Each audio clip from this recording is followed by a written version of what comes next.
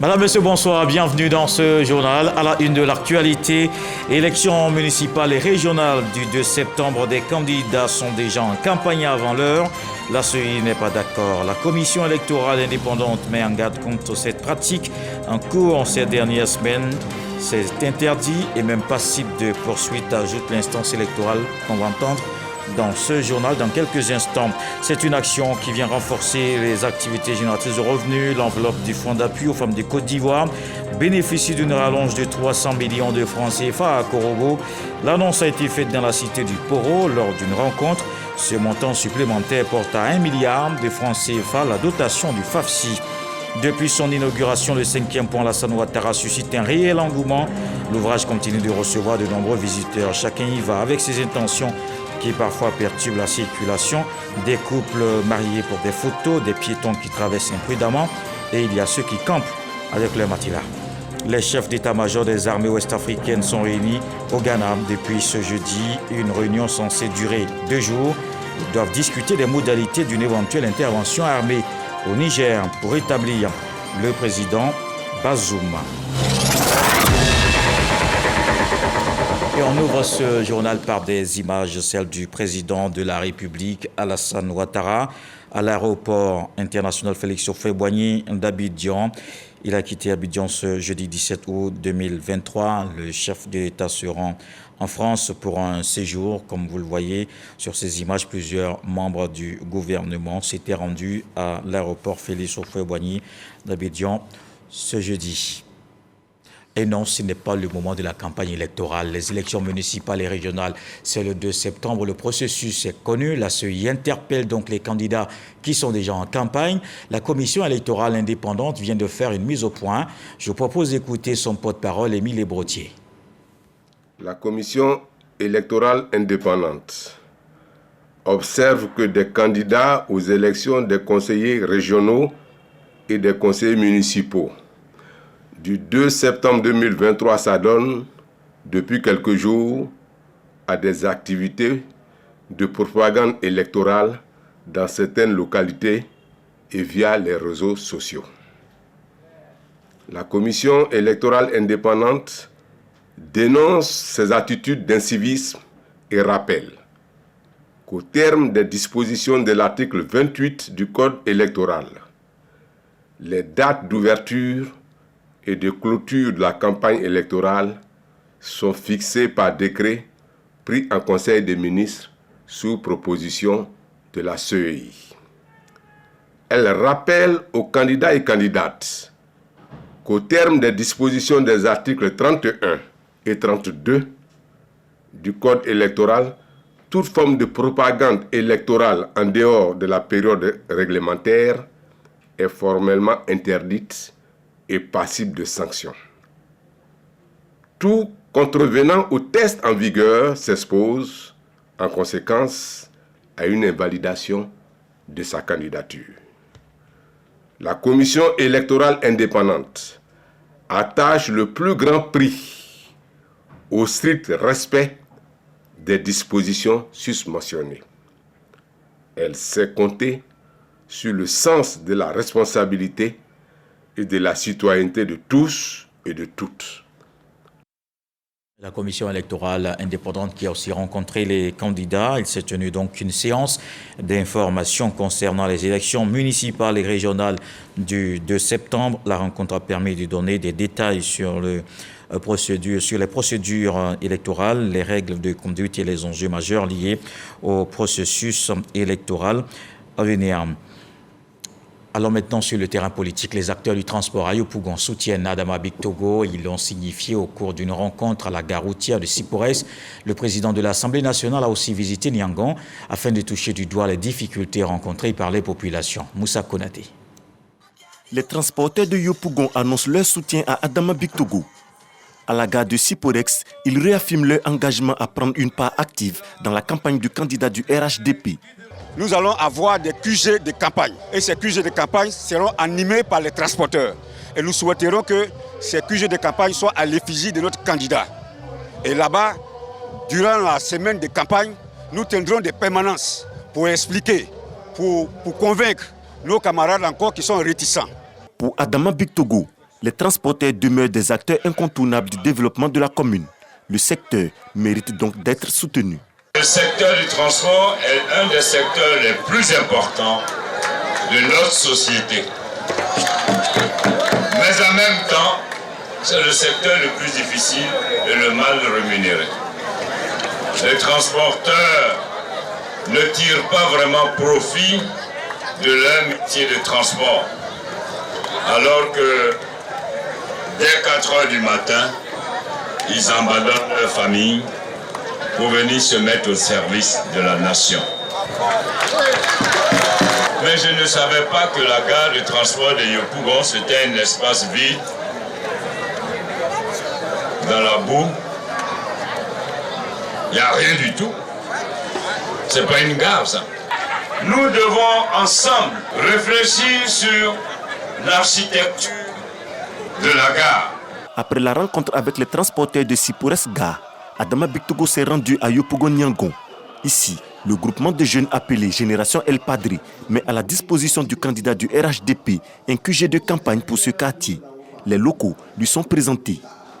J'ai jugé bon de prendre un endroit où le pan s'il est de passage, il peut faire escale, parce qu'il faut prendre les choses selon la mesure des gens, selon la grandeur des gens. C'est un grand homme, donc c'est tout à fait normal qu'on prenne un cadre qui est aussi idéal. À la suite de l'inauguration du QG, Adama Bictogo a tenu un meeting avec les populations de Niangon. Les échanges lui ont permis d'avoir une idée des préoccupations des riverains afin de trouver des solutions durables pour leur épanouissement. Dans la commune d'Abobo, les jeunes se préparent aussi pour le 2 septembre. La ministre d'État Kandia Camara a rencontré plusieurs associations de jeunesse et ces jeunes entendent se mobiliser pour soutenir le maire de la commune, Sidonie Davila. Ils sont venus massivement manifester leur soutien à leur maire, la ministre d'État Kandia Camara. Ces jeunes hommes et femmes issus des grains, ces espaces d'échange et de rencontres des jeunes autour d'une tasse de thé de la commune d'Abobo sont prêts à matérialiser leur soutien dans les urnes le 2 septembre prochain. Je vais lancer un appel à tous les grains d'Abobo. Aujourd'hui, vous êtes tous les directeurs de campagne de Madame la ministre ici. Toutes et tous, vous êtes les directeurs de campagne. Ça ne se gagne pas comme ça les élections. C'est le jour du vote qu'on gagne les élections. Les grains d'Abobo, un soutien de taille pour le premier magistrat. Dans cette commune, on en dénombre plus de 1500. Tous ceux et toutes celles qui veulent que Abobo et les Abobolaises vivent ensemble dans la fraternité, dans la cohésion. Tous ceux qui veulent qu'il y ait la paix et la sécurité ici à Abobo, nous demandons à toutes ces personnes-là de se mobiliser. Nous voulons avoir un fort taux de participation le 2 septembre. Le choix de son directeur de campagne chargé de la société civile a été porté à la connaissance de tous, ainsi que les qualités qui ont milité en sa faveur, notamment son engagement. Il est mon fils et c'est un fils que j'adore parce que c'est quelqu'un d'engagé. C'est important. Deuxièmement, quelqu'un de volontaire, quelqu'un de déterminé. Et puis c'est un rassembleur. La preuve, regardez comment vous êtes nombreux ici aujourd'hui. Avec Kandia Camara, le directeur de campagne Daouda prend le pari d'engager les membres des différents grains à une participation électorale massive. Dans l'actualité également ce jeudi, la compassion à l'endroit de la Côte d'Ivoire suite au décès du président Ikonan Bédié continue de se manifester à l'extérieur du pays. Des livres de condoléances sont ouverts dans les représentations diplomatiques de la Côte d'Ivoire à l'étranger. Les ambassades ivoiriennes ne désemplissent pas. Au Canada comme en Algérie ou encore au Gabon, les diplomates expriment leur solidarité. On le voit avec Issa Tionayo. Suite au décès du président Henri Konan Bédié, les membres du corps diplomatique accrédité en Algérie se sont succédés devant la chapelle d'Ercé. Pour la circonstance, à la résidence de Côte d'Ivoire, à Alger, pour signer le livre de condoléances. C'est le président du Conseil de la Nation, le Sénat algérien, qui a exprimé à l'ambassadeur Alphonse Vorossaï les condoléances du président de l'Algérie au président Alassane Ouattara. le fait que ce soit le deuxième personnel de l'État algérien qui soit venu, c'est un grand honneur. C'est un grand honneur. Au nom du président Ouattara et de la communauté ivoirienne vivant en Algérie, je voudrais sincèrement dire merci. Au Gabon, l'ambassadeur Nicolas Kouakou a reçu plusieurs personnalités. Les autorités gabonaises et les chefs de mission diplomatiques des pays amis et frères, la Côte d'Ivoire, ont signé le livre de condoléances. Le commandant du Britannique militaire de Libreville, ancien élève de l'EFA de 1996 à 1998, dont la promotion portait le nom du président Henri Konan Bédié, a salué la mémoire de l'illustre disparu. À l'ambassade de Côte d'Ivoire au Canada, une cérémonie d'hommage à Henri Konan Bédié a été initiée par l'ambassadeur Bafétiye Ouattara. Y ont pris part le personnel de l'ambassade, les membres du corps diplomatique accrédité au Canada, ainsi que des responsables du PDCI RDA. Et ici en Côte d'Ivoire, je vous emmène maintenant sur le pont à Auban. Depuis son inauguration, le 5e pont Alassane Ouattara suscite un réel engouement. L'ouvrage continue de recevoir de nombreux visiteurs. Chacun y va avec ses intentions qui parfois perturbent la circulation. Des couples nouvellement mariés pour des photos, des piétons qui traversent imprudemment. Et il y a ceux qui y campent avec leur matelas. D'autres s'y installent carrément le temps d'un déjeuner. Heureusement, la police y veille pour garantir la sécurité et surtout la fluidité routière. C'est un reportage de Walter Amadou Ouattara. Pont Alassane Ouattara, il est 13h30 ce jeudi lorsque un ralentissement est constaté dans le sens plateau-Cocody. Pour l'usager, ce ralentissement n'enlève rien à l'utilité de l'ouvrage. Le ralentissement est dû au fait qu'il y a à la sortie du pont, il y a deux voies. Il y a deux voies qui se joignent là. Donc là, il y a un ralentissement. Sinon, depuis le plateau là-bas, c'est fluide. Et ça se passe très bien. Et nous sommes très heureux. Le feu ne gêne pas. Selon les agents commis à la régulation routière, généralement, cette situation dure de 13h à 20h30 dans le sens plateau-Cocody. Elle peut être due à la trop grande affluence des automobilistes à ce moment, mais aussi aux mariés qui y stationnent pour faire des photos. S'y ajoutent des passants qui traversent dans les deux sens de la chaussée. Certains prennent le malin plaisir de camper sur le pont ou de déguster leur repas sur les emprises. Relativement à cette affluence, pour prévenir d'éventuels drames, la police nationale déploie un dispositif. Les 10 dispositifs sont composés essentiellement de personnel pour lutter contre tout type de vol, mais également de personnel pour la régulation de la circulation. Il y a du personnel déployé pour les constats rapides, pour la lutte contre les vendeurs ambulants. Dans le cadre de l'assainissement des voiries, monsieur le directeur général a instruit les personnels de police à l'effet de déployer du personnel pour la lutte contre les mendiants. Des recommandations sont faites. Il faut que la population accepte d'utiliser les passages piétons et éviter de traverser la voie qui est une voie à grande vitesse, que chacun accepte de s'autodiscipliner. Les usagers disent être rassurés par la présence des forces de l'ordre.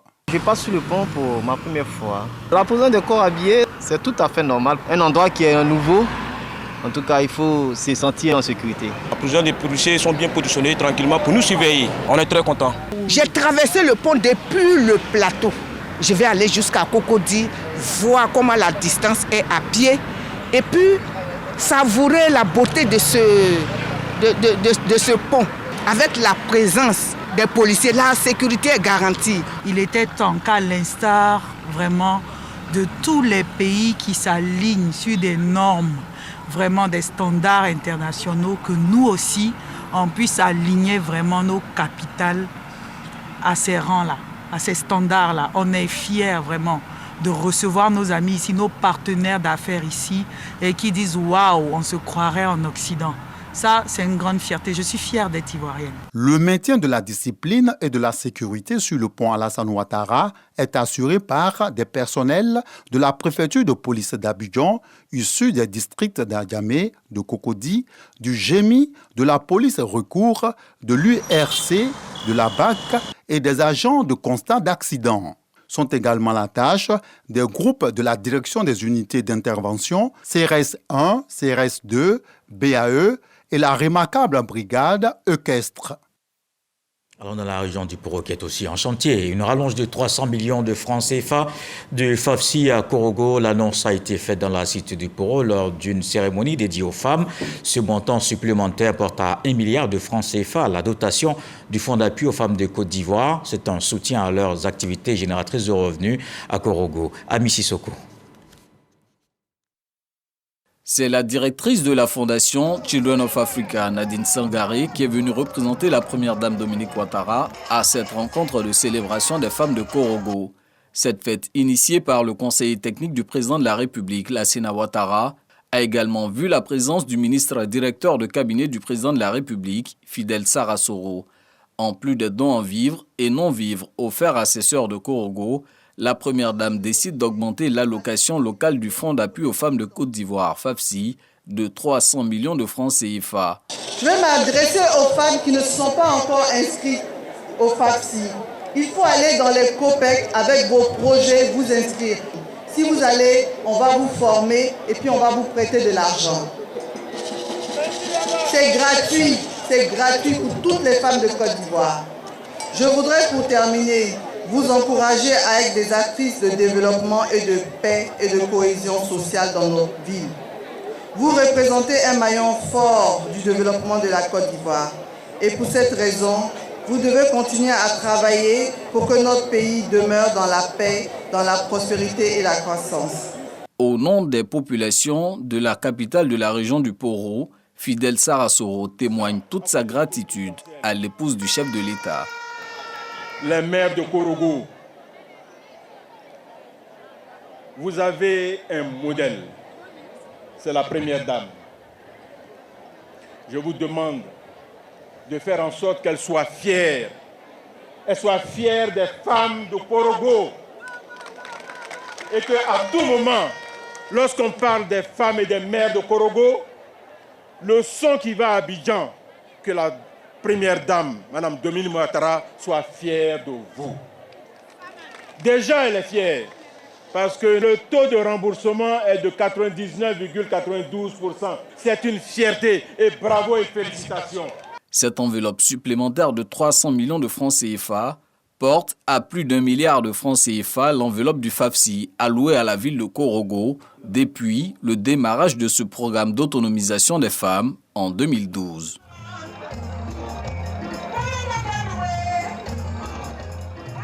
Un reportage de Mahama Traoré, les femmes formées aussi au leadership féminin et gouvernance politique. 90 ont reçu leur attestation de fin de formation.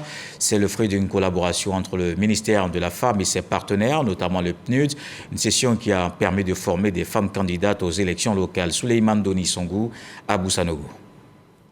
Elles sont au nombre de 90 à recevoir leur parchemin après une formation de 10 jours sur le leadership. Elles sont désormais prêtes pour participer aux prochaines élections locales.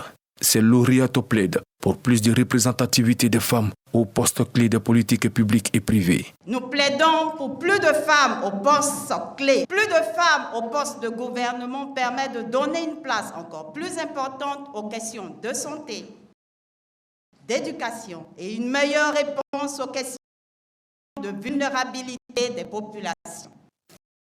Du lien de partenariat, la chargée d'affaires à l'ambassade du Canada en Côte d'Ivoire se félicite de la tenue de cette activité. Cette activité de renforcement des capacités des femmes en politique va dans la droite ligne des politiques étrangères féministes et d'aide internationale féministe du Canada, dont le principal champ d'action est l'égalité des genres et le renforcement du pouvoir des femmes et des filles, et qui rejoint aussi un autre champ d'action qui est relatif à la gouvernance inclusive en vue de la pleine participation des femmes à la démocratie et à la saine gestion de l'État. Représentant la ministre de la Femme, de la Famille et de l'Enfant, Moussa Diarra atteste du bien fondé de la présente formation. À travers ce programme, le ministère de la Femme, de la Famille et de l'Enfant a bien voulu concrétiser la vision du gouvernement de voir les femmes prendre leur place dans les assemblées élues conformément à la loi constitutionnelle numéro 2016-886 du 8 novembre 2016 consacrant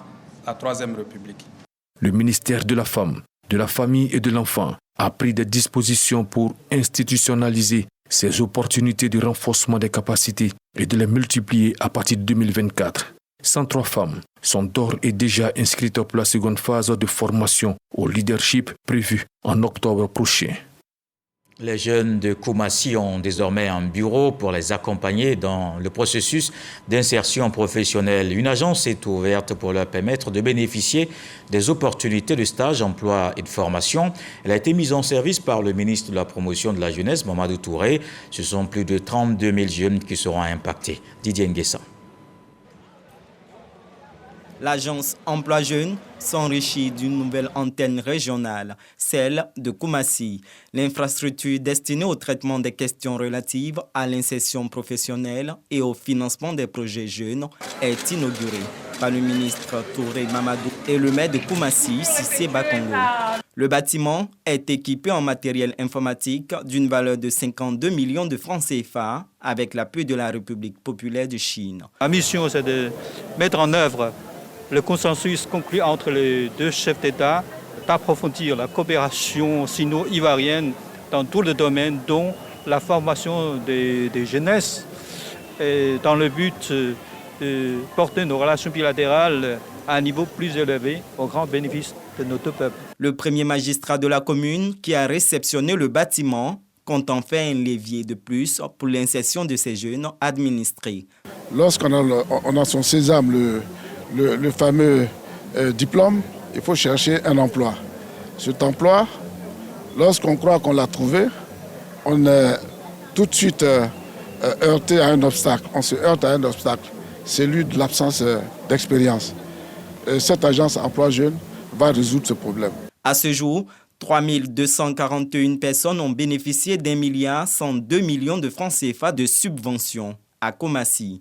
Il est prévu pour 2023 des financements d'1,51 milliard de francs CFA au profit de 2239 jeunes. Des artisans et commerçants reçoivent des subventions. C'est le déploiement de tout le dispositif de l'agence Emploi Jeunes. Koumassi est une ville importante avec une zone industrielle qui offre beaucoup d'opportunités en termes d'insertion pour les populations en général, mais pour les jeunes de Koumassi en particulier. Nous voulons accompagner cette politique locale. Au total, 14 agences régionales Emploi Jeunes seront ouvertes sur l'ensemble du territoire national, auxquelles il faut ajouter une soixantaine de guichets. Les sites d'enrôlement pour la CMU sont passés à 475. Le ministre de l'Emploi et de la Protection sociale renforce ainsi le dispositif d'accueil pour les demandeurs. Adama Kamara veille au respect des mesures prises. Il était dans un centre de production des cartes à Makori, zone 4, Sèche-Coléa. Depuis sa mise en service, le site d'enrôlement in situ de Makori, zone 4, ne désemplit pas. Le dispositif mis en place permet de produire 2000 cartes par jour. En 15 minutes, le requérant repart avec sa carte CMU. Comme annoncé par le ministre, le recrutement de 3000 agents pour accélérer le processus est rentré dans sa phase active. Sur le terrain, les équipes de la Caisse nationale d'assurance maladie rassurent quant aux dispositions prises pour répondre aux attentes des populations. En une semaine, nous avons produit sur ce site-là 8500 cartes. Vous allez constater qu'on a 2 équipes en place. On a une équipe qui commence le travail à 6 heures, qui finit à 14 heures, et une autre qui reprend le travail à 14 heures pour finir à 22 heures. Donc déjà ici, quelle que soit l'heure à laquelle vous allez arriver le matin, vous allez être enrôlé. On n'a pas besoin de dormir sur les sites. On a 500 nouveaux sites qui sont ouverts. Le ministre Adama Kamara s'est assuré du bon déroulement des opérations. Il marque ainsi sa volonté de veiller au déploiement de sites supplémentaires. Cette visite-là est la concrétisation d'un engagement en indiquant à nos concitoyens que des centres d'enrôlement seront ouverts pour faire face à la problématique à laquelle les populations sont confrontées, à savoir l'enrôlement à la couverture maladie universelle. Et vous le constatez, ils sont dans l'air conditionné, ils attendent paisiblement et ils sont reçus dans un délai assez proche, mais la magie, ils repartent avec leur carte. Maître Adama Kamara a fait tout le circuit étape par étape et il promet la multiplication progressive des centres d'enrôlement. Le ministère prévoit à court terme 900 nouveaux sites pour un total de 1048 sur le territoire national. Le système de prévention des actes de corruption et infractions assimilées a démarré une campagne de sensibilisation. Spacia va à la rencontre des groupes sociaux. Adjamé a constitué le point de départ. Cette campagne vise à impliquer les citoyens dans la lutte contre les fossoyeurs de l'économie nationale. Lancine Bakayoko. Selon la coordinatrice du système de prévention et de détection des actes de corruption et infractions assimilées, Spacia, cette campagne de sensibilisation va se dérouler dans les 10 communes du district d'Abidjan avant de s'étendre à l'ensemble du territoire. Nous avons commencé aujourd'hui par Adjamé. C'est vraiment dans un objectif de sensibilisation sur les méfaits de la corruption et d'amener les populations à prendre conscience de la nécessité de lutter contre ce fléau pour le bien de tous. Cet outil de bonne gouvernance est mis à disposition afin que tous les actes de corruption dont les usagers sont victimes ou témoins soient signalés et traités. Cette croisade anticorruption s'adresse aux groupes socio-professionnels et aux autorités administratives afin qu'ils servent de relais auprès des populations. En 2019, une étude a révélé que 1400 milliards de francs de CFA sont perdus du fait de la corruption parce que tout ce montant est allé dans la poche des individus qui ne voient que leur intérêt personnel au détriment de l'intérêt collectif. Le concours des populations est d'autant important que la lutte contre la corruption ne saurait être le seul fait du gouvernement. En religion, les guides religieux musulmans et les responsables de structures islamiques ont présenté leurs vœux de nouvel an 1445 Hégire au président du COSIM. Le guide suprême de la communauté musulmane, Cheikh Aïma Ousmane Diakité, a exhorté les fidèles à l'union et au vivre ensemble. Kone Pagasoro de Madongi. Ils sont venus des différentes communes du district d'Abidjan et des villes de l'intérieur. Ces guides religieux et fidèles musulmans réunis pour présenter leurs vœux de nouvel an 1445 Hégire au Cheikh Aïma Ousmane Diakité, président du Conseil supérieur des imams, des mosquées et des affaires islamiques, COSIM. L'IPSI, dans son entièreté, me charge de vous présenter ces vœux de nouvel an 1445 Hégire. Elle me charge également de vous assurer du renouvellement de son engagement vis-à-vis de vous, ce qui implique son adhésion à votre vision de guide rassembleur et réconciliateur. Cette séance de présentation de vœux, une opportunité pour l'ensemble des leaders religieux musulmans, des prédicateurs et des présidents d'associations islamiques de féliciter et encourager le guide de la communauté musulmane de Côte d'Ivoire pour son combat perpétuel dans la promotion de l'islam. Au nom de toutes les organisations de jeunesse islamique, je voudrais vous réitérer notre détermination et notre engagement à demeurer conforme à vos prescriptions afin de garantir à la Côte d'Ivoire et par ricochet à la communauté musulmane la paix, la cohésion et le bien-être mérités. Le président du COSIM a quant à lui invité la communauté musulmane à mettre en place des structures de promotion des droits de l'homme. Il a aussi exhorté les fidèles à être des artisans de paix et à privilégier l'amour du prochain. Les musulmans sont dans les organisations différentes. Mais il n'y a pas une organisation musulmane de défense des droits de l'homme. Alors que le concept des droits de l'homme en islam est fabuleux. Parce que les droits de l'homme en islam, dont nous devons faire la promotion, commence avant la naissance de l'homme, pendant sa vie sur terre, et après sa mort. Les cadres, je vous en prie, ceux qui ont des compétences dans des domaines, mettez-vous ensemble et créez une organisation des musulmans de défense des droits de l'homme. La rencontre a été marquée par la remise de prix et de tableaux d'honneur aux meilleurs élèves des écoles confessionnelles islamiques. Des prières et bénédictions ont été faites pour des élections locales apaisées du 2 septembre prochain. Dans le reste de l'actualité, les chefs d'état-major des armées ouest-africaines sont réunis au Ghana depuis ce jeudi. Une réunion censée durer 2 jours. Ils doivent discuter des modalités d'une éventuelle intervention armée au Niger pour établir le président Bazoum. En plus des chefs d'état-major, le commissaire aux affaires politiques, à la paix et à la sécurité de la CEDEAO, le Ghanéen Abdel Fattah Moussa, va y prendre part. Il était présent à la réunion qui a dessiné les contours de la force d'attente depuis début août à Abuja. Les appels à un règlement pacifique de cette crise se sont aussi multipliés ces derniers jours. Et voilà qui met un terme à ce journal. Merci de l'avoir suivi. Retour de l'actualité 23h. Demain, 20h, retrouvez Fatou Fofana. Ce soir, le sage nous apprend que chaque oiseau ne peut que vanter les qualités de son nid.